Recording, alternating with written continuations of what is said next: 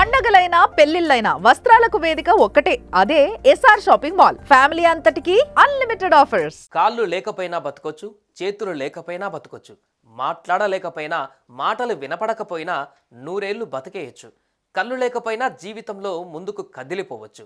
అలా బతికిన వారు ఈ ప్రపంచంలో కోట్ల మంది ఉన్నారు కూడా. అయితే ఇదిగో ఇక్కడ మనం చూస్తున్న ఈ మహిళ మాత్రం ఏకంగా గుండె పూర్తిగా దెబ్బతినిపోయి పని చేయకుండా పోయినా కూడా ఏం చక్కా బతికేస్తుంది. చక్కగా పెళ్లి చేసుకొని 2 బిడ్డలకు తల్లి కూడా అయింది.